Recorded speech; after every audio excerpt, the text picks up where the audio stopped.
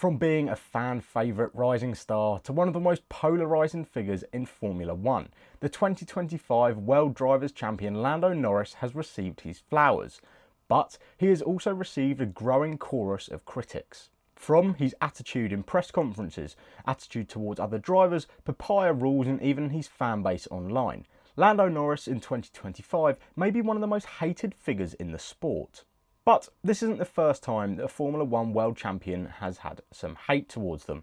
If we look at Sebastian Vettel in 2013, he had a chorus of boos against his name. Michael Schumacher often got a lot of hate, so did Fernando Alonso, and probably most notably Max Verstappen in 2021. But they're all a bit different, so why is Lando Norris so hated? Well, in today's video, I'm going to be looking at why Lando Norris might be the most hated Formula 1 world champion of all time. If you do like the content on my channel and want to see more, please subscribe. Also, if you could like the video as well, that would help out massively. And if you want content tailored more towards your liking, please leave any comments down below of videos you would like to see in the future. Now, let's get underway. The 2019 crop of Formula 1 rookies brought a breath of fresh air to the grid.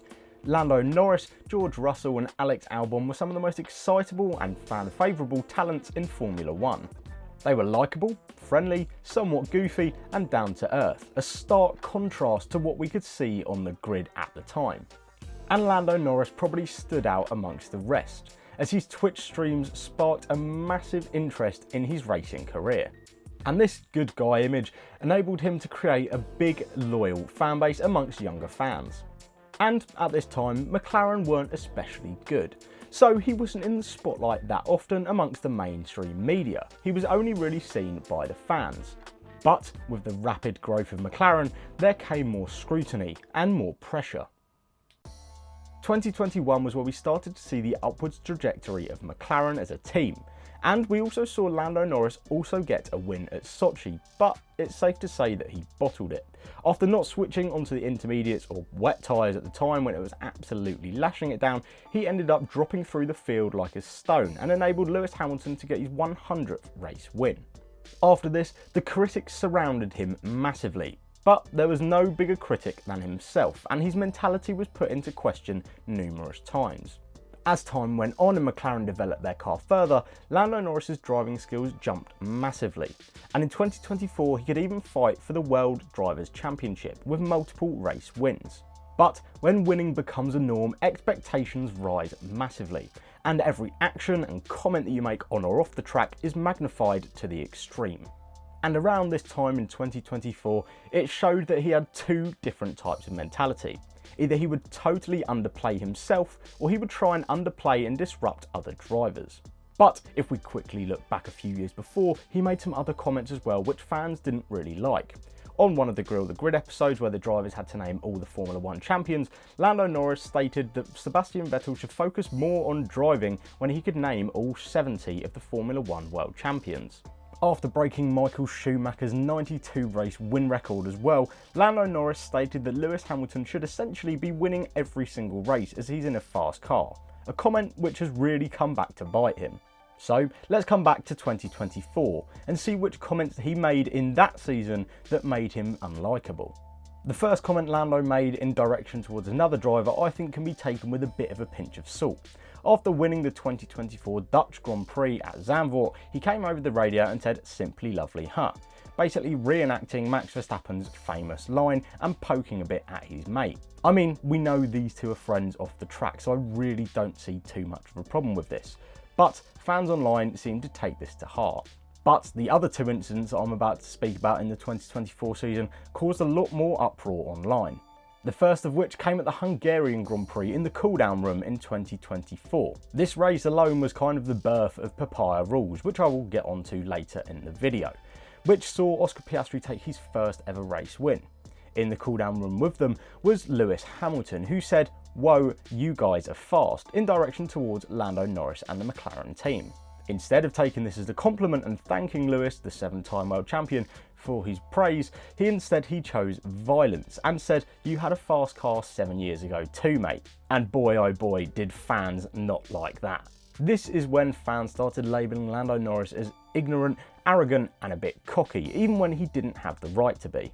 But it was towards the back end of the season when fans' distaste towards Lando turned into hatred after the Brazilian Grand Prix. That weekend in a rain-soaked Sao Paulo, Max Verstappen put on one of the best drives in Formula 1 history, going from 17th on the grid to win the race. So, what would Lando Norris, his title rival, have to say about this huge achievement? Was it well done, he done amazingly? No. Instead, he said it was all luck and not skill. If we look at the history of drivers' champions, they are ruthless and do not care what other people think, but don't seem to get on their own back too often either. I mean, if we look at Max Verstappen, Lewis Hamilton, Sebastian Vettel and Fernando Alonso, they do not care what other people say. But Lando Norris really struggled with this area of his mental battle. 2024 really highlighted how much Lando Norris struggled with hate from fans online and in person, and also scrutinised his own races all the time. And this was evident, not just from race results after a bad weekend the weekend prior, but in the media pens as well, when he would scrutinise himself and look down a lot of the time. He even stated this himself, saying that he cared too much about fan and journalists' opinions. So it would be easy to speak about Lando Norris's on-track battles and speak about how they ultimately shape his career and have only managed to give him one World Drivers' Championship, even though he probably should have won in 2024 as well. But the main battle that he has had is with himself. So when fans of the sport who don't support Lando Norris see this, they think it's a bad trait and something that doesn't deem him a world champion. Being self-deprecating isn't really the best look in the media, compared to the likes of, as I said earlier, Max Verstappen, Lewis Hamilton, Sebastian Vettel, Michael Schumacher. The list could go on about those drivers who are aggressive and are no nonsense. But you may have noticed so far I've only spoken about 2024 and the years prior to that. It's understandable to see why fans have taken a disliking to Lando Norris in those years. Myself, I don't really like Lando Norris too much either, and it is because of all the reasons that I have just said in the video. And there's one other reason that I said that I would mention later on, which I will get onto as well. But if we look at 2025, he has really revamped his mindset and his racing on the track. In 2024, did McLaren have the fastest car? Yes. Should Lando Norris have won the Formula 1 World Championship in 2024? Yes. But his own worst enemy was himself. But coming into the 2025 season, it seemed like he had shaken off all the media attention. McLaren once again came into the 2025 season with the fastest car by a country mile.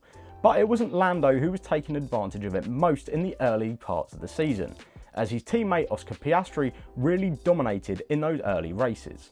And by the time we got to Canada, it all looked like it was going to be crumbling down for Lando Norris for a second year in a row, as he drove into the back of his teammate in Montreal. And then in Zandvoort as well, a race which I was lucky enough to be at, he retired from the race after an oil problem. Coming out of the Dutch Grand Prix weekend, he stood 34 points behind his teammate Oscar Piastri, who was leading the Formula 1 World Drivers' Championship. And on the side of the road, we could see Lando carrying his head in his hand. It looked like Lando's poor mentality was slipping back into the frame. So at this point, loads of people, including myself, wrote off Lando Norris for the rest of the season. But he picked up 2 wins towards the back end of the year and managed to clinch the World Drivers' Championship. But it wasn't without its faults. And the big turning point came at Monza. Why was this? Papaya Rules, of course, the internal code for McLaren where the drivers can race each other, but fairly and without consequence. But at Monza it seemed anything but fair. After Lando Norris had a slow pit stop, Oscar Piastri was asked to give back his race lead to Lando Norris. I mean, you can tell how ridiculous this decision was after Gianpiero Lambiase, Max Verstappen's race engineer, told the 4-time world champion what had just happened, and Max simply laughed over the radio. Over social media and in the paddock, McLaren were absolutely slaughtered for this decision. And despite Max Verstappen taking the win here, it seemed like this was where the cracks would really start to show at McLaren. And the fans of Formula 1 seemed to hound Lando Norris. These guidelines were put into place in 2024 at the Hungarian Grand Prix, but as time has gone on, they seem to have gradually got worse. And it sparked debate in fans to whether these rules really mean equality for both drivers, as some believe it's favouritism towards Lando Norris. And because of these micromanagements, it has fueled resentment, not only towards the drivers, but towards the team itself. I mean, it's even affected me. At the 2025 Zandvoort Grand Prix, I wore this Oscar Piastri shirt. But since, because of what happened in Monza, I haven't even worn it. And for Lando Norris, being part of this Papaya double threat means that every result, good or bad, triggers debate. Was it fair? Was it favouritism? Was it a teammate being disadvantaged? These were all questions that were asked through the latter stages of the 2025 season. So there's another reason why Lando Norris is so disliked amongst many Formula One fans. He's sometimes disrespectful towards other drivers, he downplays his own achievements and also scrutinises himself a lot, and Papaya Rules seem to have left a bad taste in every Formula One fan's mouths. But there is one more reason why Lando Norris is so hated on social media, and that is because of his own fan base. Due to his rise in 2019 and on Twitch, as well as the interference of the Netflix Drive to Survive series, Lando Norris seems to have a lot of younger fans. So whenever a point is raised against Lando Norris on social media, they act immaturely and somewhat cringy. I'm not saying this is all Lando Norris fans, but a large portion of them on social media do behave like this. And having this negative or toxic fan base makes other fans dislike Lando Norris even more.